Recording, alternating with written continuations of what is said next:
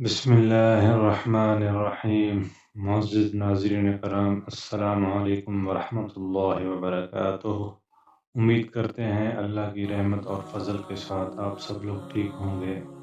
ناظرین کرام، آج کا جو وظیفہ ہم آپ کے لیے لے کر آئے ہیں، یہ قرآن پاک کی سب سے آخری سورہ یعنی سورہ ناس کا وظیفہ ہے، اور اس وظیفہ کی برکت سے انشاءاللہ آپ کے کاروبار کی تمام بندشیں دور ہوں گی اور آپ کا بند یا سست ہوا کاروبار دوبارہ اپنی حالت میں بحال ہو جائے گا۔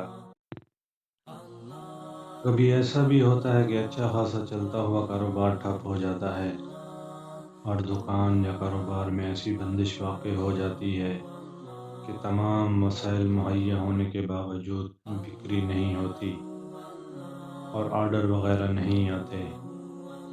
کہیں سے آرڈر ملتا ہے تو اس کی تکمیل نہیں ہو پاتی۔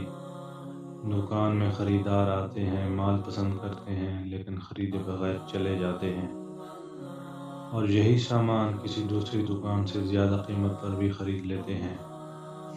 یا اس طرح کے کئی اور مسائل بھی ہوتے ہیں جن کی وجہ سے کاروبار ٹھپ ہو جاتا ہے۔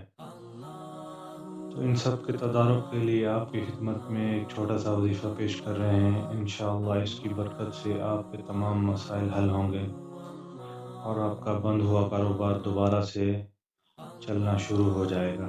تو ناظرین کرام، آپ نے کرنا یہ ہے کہ صبح سویرے اٹھ کر وضو کریں اور دکان یا دفتر میں ایسے وقت پہنچیں کہ ابھی سورج نہ نکلا ہو۔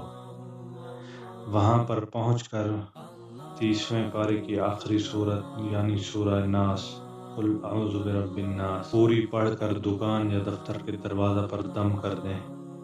اس کے بعد 5 قدم پیچھے ہٹ کر پیروں کے دونوں جوتے اتار لیں اور جوتوں کو دونوں ہاتھوں میں اس طرح لے کر جھاڑیں کہ جوتوں کے تلوے ایک دوسرے سے ٹکرائیں۔ اس طرح جوتوں کو 3 دفعہ جھاڑنا ہے۔ اس کے بعد دکان یا دفتر کا دروازہ کھول کر اندر جا کر لبان کی دھونی دے دیں۔ یہ عمل صرف ایک دفعہ کر لینا ہی کافی ہے، اور اس بات کا بھی خیال رہے کہ جوتوں کے سول لیدر کی ہونی چاہیے۔